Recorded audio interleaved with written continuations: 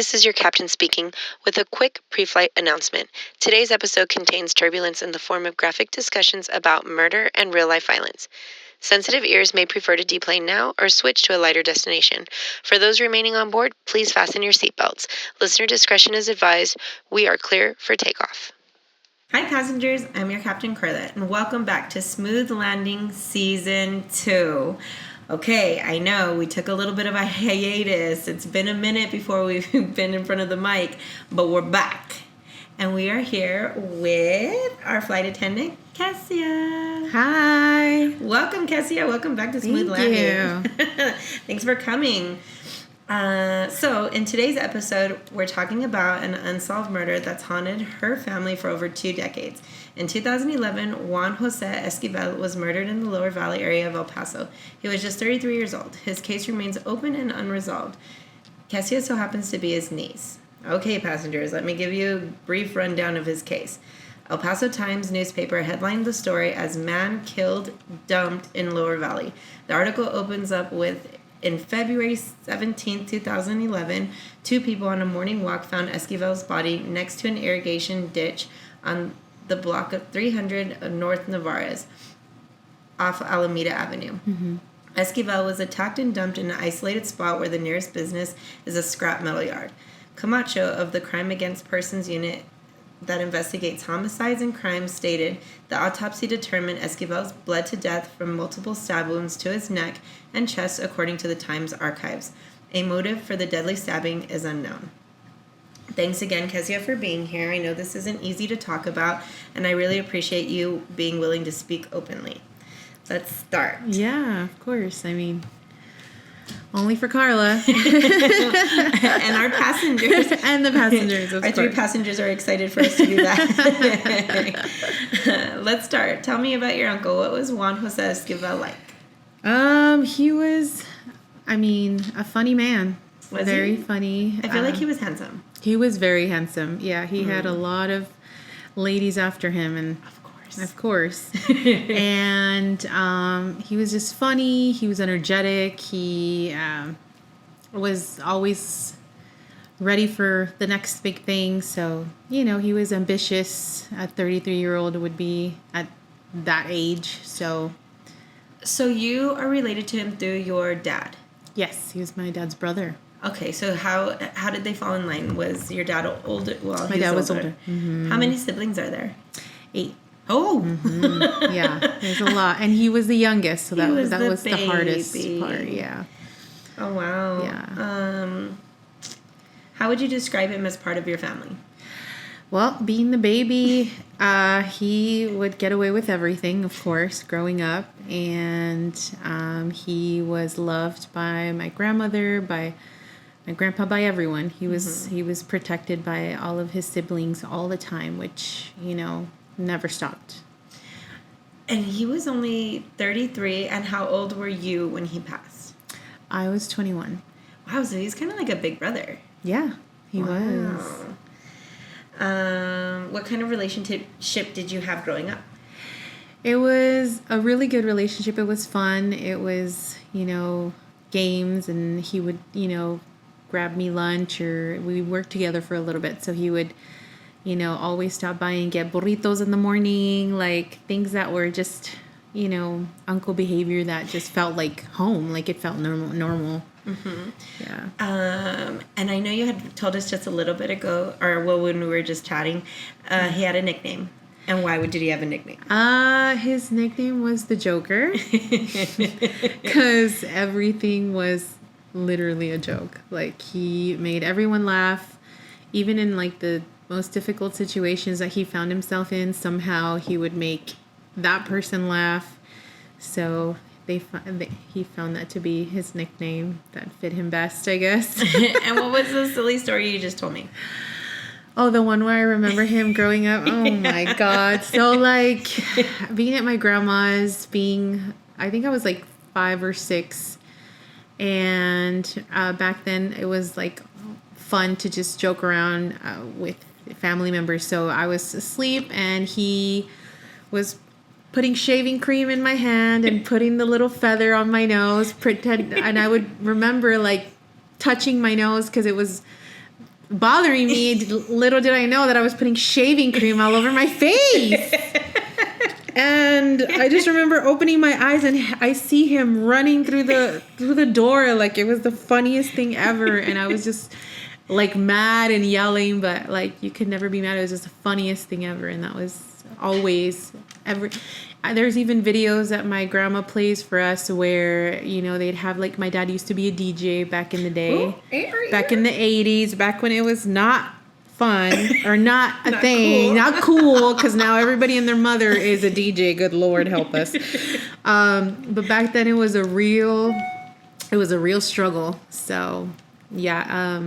Anyway, so there was a time where, you know, they would all get together and my dad was playing like music and they would just be playing like games together and they would record themselves like with his brothers and sisters. And there would be like a song playing and one of them would put the legs and the other one would put the body and pretend like they're moving in different. It was so like just fun things. They were just funny like all the time. They thought everything was funny, which is what I remember growing up. His personality was fun. Yeah. What did you call him? I called him Uncle Juan. Yeah? Yeah. Tío Juan, yeah. Tío Juan. Juan. How do your family remember him today? How does your family remember him today? They remember him exactly like I do. Just that, you know, fun and wholesome person that just made you feel, you know, like home, like you've known him forever. And he, you know, he would always want to have barbecues and, you know, if you needed like to eat, he would feed you. If you needed water, it was never anything that, you know, he just wanted everyone together. He would always tell us. Yeah, he's a very giving person. Did he have any kids? He does. He has 3. Are you close with him? Yes, I am. Yeah. How old are his kids? One of them is, I believe she's 26 or 27. Don't quote me on that because I'm really bad with numbers and age. So, they're old enough. Yeah. One of them just turned 18. And then another one is also 16. Yeah. All right. Mm-hmm. Let's talk about the day everything changed. What do you remember about that day? I remember that day when I woke up, it felt off. But that's very People common say for me. That, yes. right? Okay, I feel off every day. No. Something shitty happens every day. I'm totally kidding. No, I know what I say, or what I mean to say when I say that, is that every traumatic experience in my life, when I wake up that day, it feels off. Yeah. And I'm like, okay. Yeah. Something's happening, you know? So yeah, it felt like that. You feel like just this uneasy feeling of not knowing what, but it felt that way for sure. I bet. What do you remember getting the call? I remember going to school because I was going to EPCC at the time. I was trying to get my teaching degree. Girl. My college days. I was trying to be someone in this world. And I remember I was on my way to school, and then I all of a sudden get a call, and you know, my mom's hysterical, like, and you know, she just says to come like to their office, and you know that something happened, and I think she told me that someone was missing. Like, she's like, someone's missing. I'm like, what do you mean someone's missing? What are you talking about? So that's how she got me over there, and that's when, you know, they were telling us that he was missing that morning, but, you know, it's because they had found him. Mm-hmm. Yeah. Does your family talk about him openly, or is it just something they don't discuss at all? They talk about his life openly, like the good things. The good things. Yeah, they know, you know, like they say, they can never take away the good.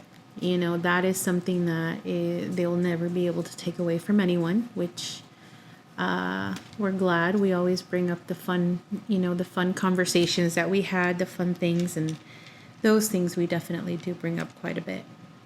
I think it's a lot of people, if it makes one person uncomfortable, it's like you just avoid it altogether for the, the respect, I think. No, yeah, it took, we could talk about it just now, but I mean, my family was, in despair for a really long time, and I don't think you ever heal, right? It's just more of like coping, getting, every day through it. Yeah, I mean, I feel like my dad just started getting over that death like about 3 years ago. Really? 4 years ago, yeah. Because even when I lived in San Antonio, like, he would not visit. He's like, no, it's okay. Like, he wasn't feeling like experiencing the world because he, like, and that happens when people get, like, they feel like grief just, they feel guilty or, and should have been me. Yeah. Type of thing. They feel like they could have done something, and that's always what, we have to live with, like, oh, if we would have just done this, or if we would have just done that. And through the conversations that we've had with people that were even there that night, it's like, that's the conversations. We should have done this. We shouldn't have let him leave. Like, and that's the guilt that haunts you, I guess. Okay. So talk to me about any of the, like, conspiracies your family thinks. Are you comfortable with that? Yeah, no, there's... So tell me, I know you went over to your grandma's and your mom or your dad, and you guys unpacked it. Yeah, like, I was just telling him about, like, wanting to do, like, just to talk about, like, everything, and he's just like, yeah, his, like, conversation was like, yeah, they know who did it. They know who did it. They know everything that happened. They know who is they? The police, the DEA, everyone involved in this crime. He says that they know exactly what happened and who did it, but it's too high up where, they can't really do too much because it's always involving trying to get someone else and someone higher and someone higher, and when they start doing that, it just gets lost. And that's what, they feel. So tell me a little bit of the story of because there was 2 whole witnesses. Mm-hmm. So how or what did they see? They saw the person that So he was dry. It was in the nighttime? Yeah, they were at a bar. Oh, okay. They were at a bar. So tell me a little bit of the story. So the story is that they were at a bar. Him and some friends. Him and friends, and someone that he knew came in, and apparently was expecting him to be there because from what my family has talked about, like, they know and feel like it was all planned out. Mm-hmm. And that everything was planned out to get him to be there that night. And at the bar. Mm-hmm.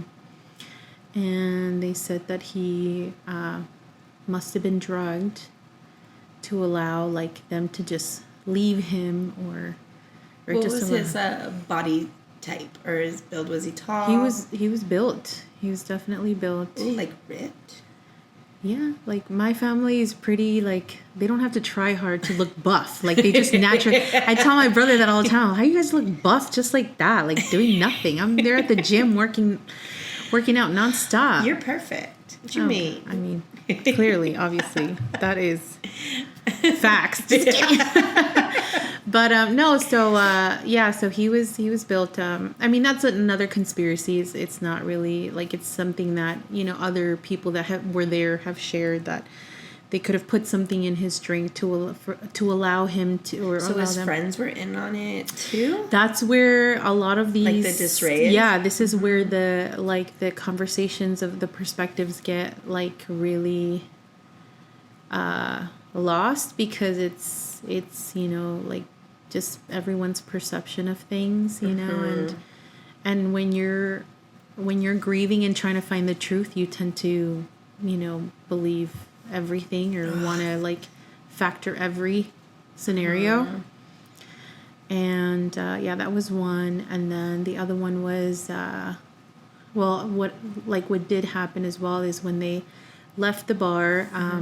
He was supposed to leave with the woman that he was with, and they ended up convincing him to get in the different car with them because what conversations took place we may never know.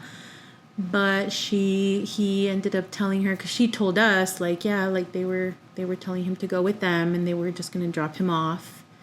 And that he was like, no, like, you don't need to drop me off. Like, she can take me. But that he ended up telling her, like, just follow us. So then they got in the car, and what happened, we don't know. She said that she lost them. They were trying to lose her. She lost them, and then that's when it happened. Yeah. Was it in the car? No. It was out of the car. On the 300 block of Nevarez. Yeah, it was close to his house. Ugh. So I don't know if, like, they were trying to play it off as they were driving him up there, and then that's when it happened. And so it happened outside in the evening, and there was 2 witnesses? The morning of. Oh, There was okay. 2 witnesses, yeah. So it was already morning by the time... No, the 2 witnesses were... Oh, what do you mean? Or I thought somebody had seen it. Oh, like the murder take place? Yeah. No. Oh, okay. No. I'm wrong. I'm sorry. No, it's okay. But there was 2 people walking in the morning who found Who him. did see him, yeah. And then they just didn't... They gave their story what happened next? Well, that's when he didn't have no identification or anything with him. So they fingerprinted him. That's when that's when they had told us that he was missing, which was not normal. And then that's when they identified him, and they called our family about it. And yeah, so it's definitely something that does not happen every day. So it's scary. It is very scary. And those are the main facts your family knows. Like, and it was hard for you. Like, was that the first time you had ever really talked about it with your grandma? Yeah. She's definitely not comfortable to talk about, like, what happened. She did not take it very well. Obviously, that's her baby. Well, yeah. Yeah. I mean, and how when you talked about it in today's time, how was she? Was it a little bit easier? Yeah, it's a little bit easier. It's just a lot of the anger that they had was because my uncle had a lot of friends. So that's where their Like anger, friends. like as in friends that he's known for years, friends that he's helped out, friends that were supposed to be there for him, and at that moment they weren't. Like, there was friends there at the bar with him That just let him go. They just left when they. And now, obviously, because sometimes you don't really think about things like that, I guess, when you're at a bar and you're talking to people and you feel comfortable or what have you, because you think, oh well, there's people here, what can happen? But I mean, it's very dangerous to just go off on your own or have just 2 people on their own, especially if you never know what could happen. Yeah.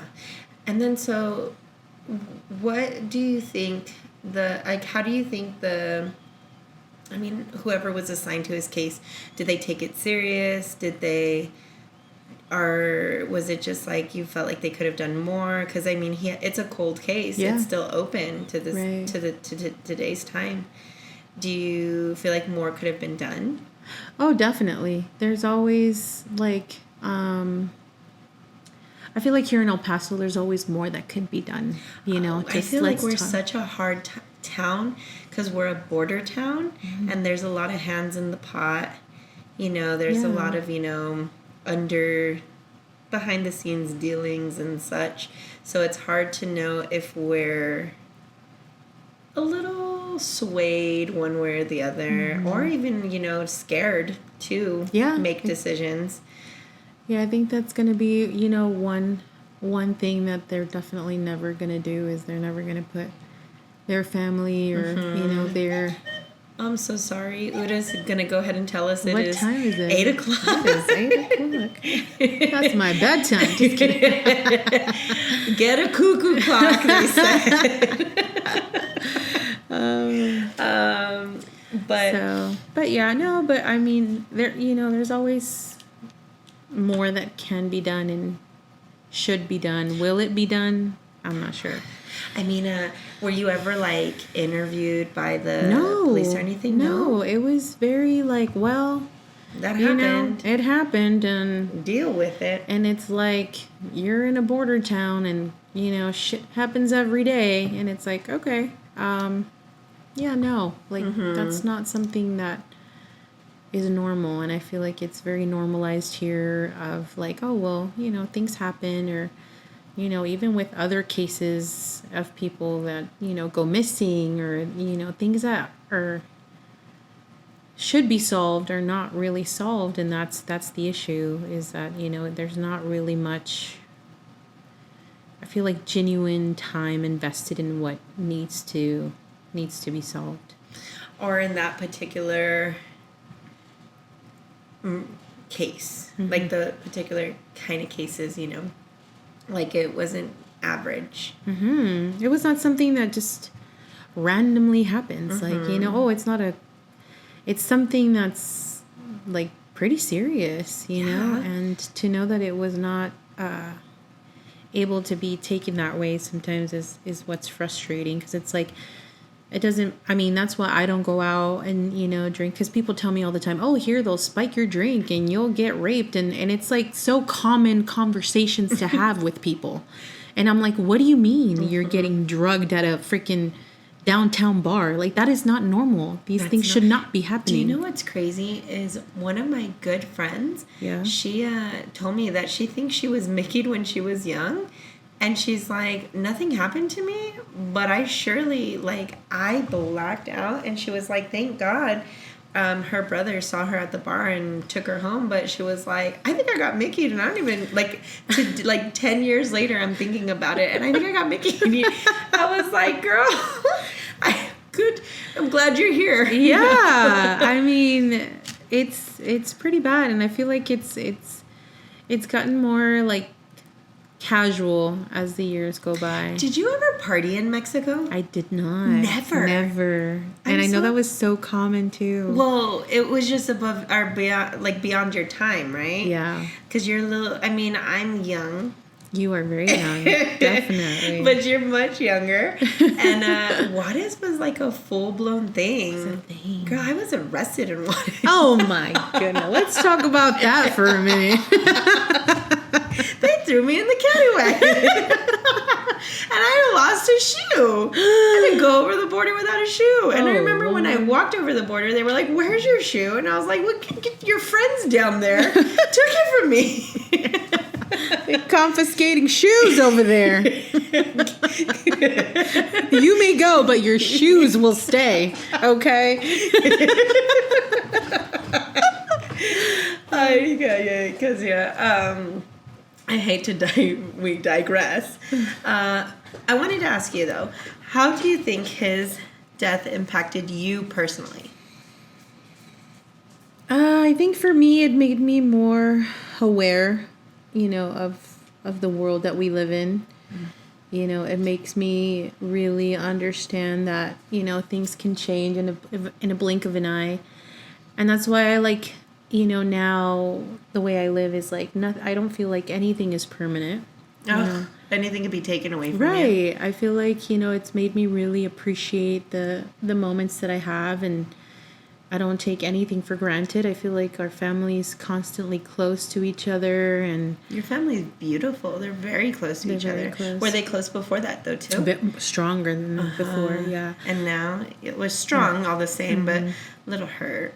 Yeah. It's definitely gotten less and less because of the circumstances that have occurred. Like my grandpa has passed away, and things have happened. People have gotten divorced. Oh, Lord.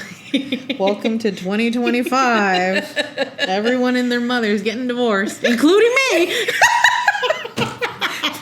for another time. It's a different Because episode. boy, do I have stuff to say about that, okay?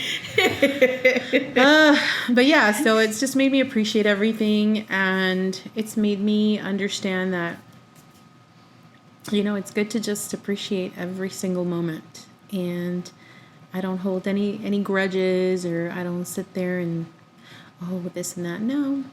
I've been shown that life is too short, so there's no. Absolutely. You are definitely probably, I always think about positive people in my life, and you're first on the list. Really? You are. You really are, Keish. You make life brighter. You really do.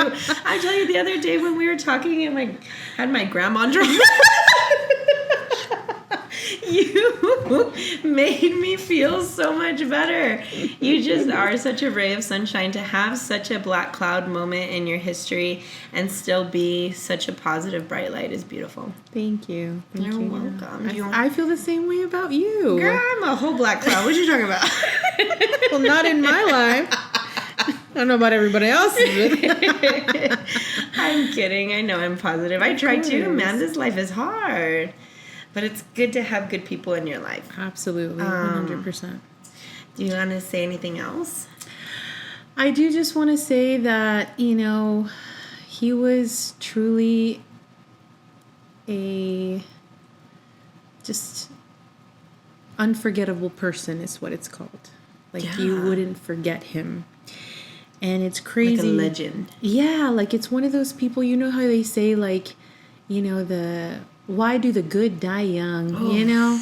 Or like, you know, it's just, you sometimes meet people and you know that they're just different and they're meant for different things, and, you know, and he was one of those people where it's just, I'm telling you, anybody would trust him with anything.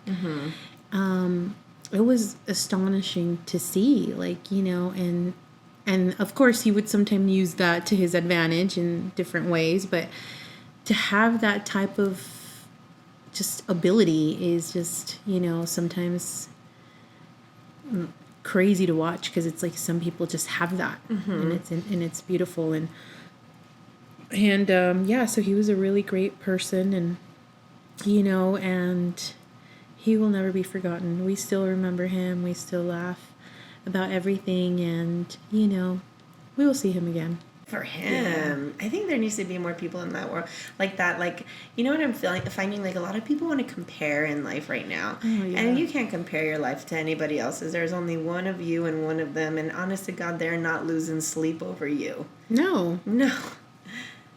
God, no. Well, let's do a call to action. Okay. Passengers, if you have any information about the murder of Juan Jose Esquivel, or if you remember something from the Lower Valley area around 2011 that might help, please reach out. You can contact the El Paso Police Department, the Cold Case Unit directly. You can also email tips. Cassie and her family have been waiting for answers for over 20 years. Why not help? Yes. Come on, passengers, if you know anything. But thank you, Kessia, for talking about your uncle and giving us a little murder mystery. Murder mystery. Let's lighten up the show a little bit, shall we? All right. Okay. So let's take this flight and turn it into a bright, shining star. Let's see. I have some questions. Are you going to answer some fun questions for me? Definitely. I am not a virgin. Sorry to break it to you. Damn it. The truth has to come out. Okay. Let's start off light. What's your guilty pleasure TV show right now? Oh, I was telling you about it. Remember? Oh my God, what you is were. it? Wayward. Yes. That's what it's called. Toni Collette? Mm-hmm. Okay, first of all, she is odd looking, but I think she's gorgeous. I love that though. I think she's it's just because different. Doing makeup, like, you know, back in the day, we tend to appreciate when people just have different facial structures, or they don't look like every other Joe walking around. I just love it, and she's English, I think. So Wayward is definitely You're what binge I'm watching it. obsessed Have you with already right now. watched it all? I have not. I'm almost done. Okay. But so far, I was very tuned in, and that's rare. What episode nowadays. are you on? I think I'm in episode 5. Dang. Mm-hmm. Okay, I was telling you about my guilty pleasure TV show right now is Black Rabbit. Okay, first of all, Jason Bateman is a living legend. Yeah. My God, first of all, I don't know why I think he's so sexy. He is. Like, weird, right? Mm-hmm. They show him topless a lot in Black Rabbit. I know, and he's ripped. Oh my goodness. Holy cheese. So, first of all, he's hilarious. He's like he just throws like those dry comments that are just so funny. So passengers, watch Wayward and Black Rabbit because they're really good. Okay, who on that note is your actual celebrity crush? Oh my God, celebrity crush. I am gonna go with Adam Sandler. Random.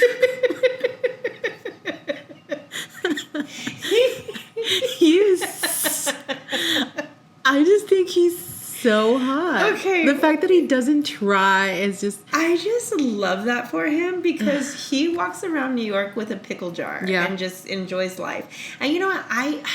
I don't mind that he wears wonky clothes. I don't mind it. Basketball shorts and a t-shirt, I'm here for it. But why do they have to be the most atrocious colors? Like, what is happening?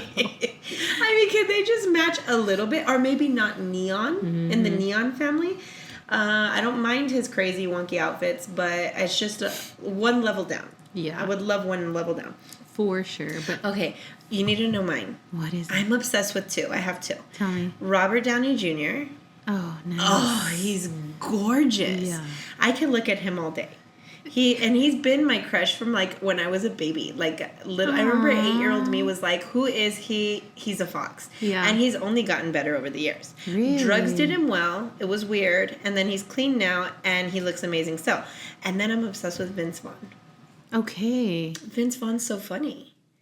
I think I have more woman celebrity crushes. Maybe that's why. So you're a lesbian. The best I can come up with is Adam Sandler. Okay, what's a woman crush? Oh my God, don't even get me started. I have so many. I could just stare at them all day. So you're a lesbian?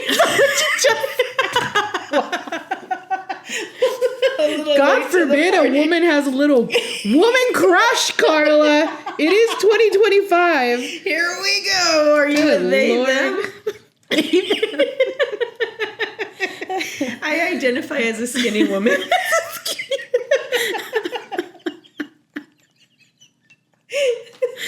I identify as barely getting by, okay? That's it for me. Anything else is too much. Yes. Okay. If you could be an animal for a day, what would you be and why? A panda. Oh, shut up. That was my animal. Girl, they're insane. I love panda. I can watch them. Yeah. I am a panda. Me too. I literally, Instagram gives me videos of them all day. And how do they survive in the wild? They think everything's fucking hilarious and just grab them. And I'm like, that's the life I want to live. Well, that or a koala. They sleep 23 hours a day. It's so comfy. I sleep. Sometimes I call them my mini comas. I just pass out for like 10 hours. You know what? I was going to say, I think you're a sleeper. Yeah. I'm a sleeper. Mm-hmm. I sleep all the damn time. You know, okay, I never thought, I asked my sister this question, this exact one on our last episode, and she said, an eagle. Wow. And that's probably why I am not successful, because I think of wanting to be a panda. Oh my God. Okay, do you do karaoke? I do. Shut up. What's your go-to song? It's one of the ABBA songs. The what? ABBA? Oh, I read you for like a K-pop song. God, no. Are you going to play it? I will if you want me to. Oh, well, let me hear it. What? You Dancing Queen. What do you mean? Jeez. That's what keeps me going. Girl, that song is wicked bad. But I'm glad for the you. You want me to play? I've done just a hair, just a snippet. All right, let me bring it out.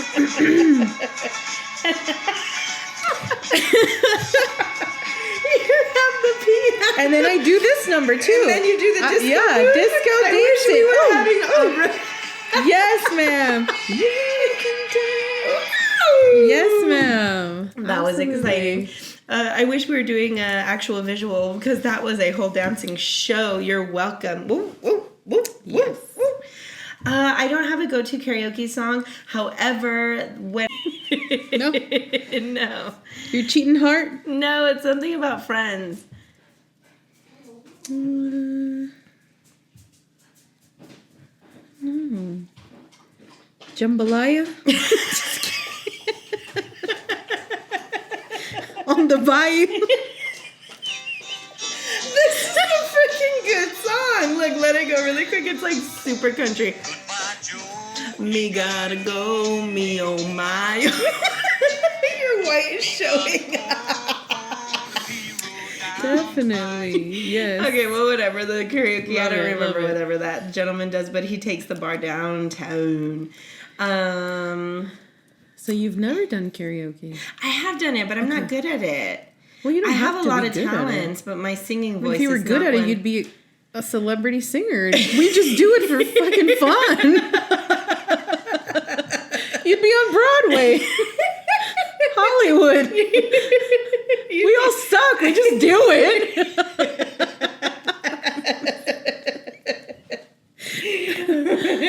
You know, what is your go-to dance move? Do you have one? And you have to describe it. Oh, God. So I put my arms on my knees, and then I go, hands on your knees. You know, you got to do that little, I see you twerking. Twerk it. That's my little number. You know, I think I'm going to always be a good fan of, like, the point in the crowd. You just point in the crowd. You know? Hey, oh. Yes. I like that one. That's my go-to. I am so happy you came on the pod and welcome back season 2. Woo! Thanks for being with us. You want to say anything else to the passengers? No, just glad to be here. Glad to be part of this. Jumping on this Podcast. jumbo jet and Hopefully taking I a can- flight to nowhere. Hopefully we can come back and speak about other Girl, I wanna hear pressing about matters. it.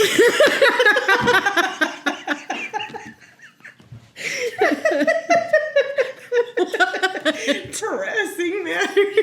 I got a lot to unpack We got a here. lot to, yeah. I'm going to use this as my therapy session, okay? And everybody's going to have to hear. You know, I'm here for it. I'll take it. I'm here for the whole ride. We will Thank definitely you. invite you back. Thanks for tuning in and being present with us, passengers. I hope you stayed to the end. Don't forget to subscribe and like, and we will see you on the next episode. Oh, you know, we should have done like, you stay till the end, you get a coupon for something. Just to drink. And it's like, Cassie's full of ideas. Bye, passengers. bye, guys. Thank you.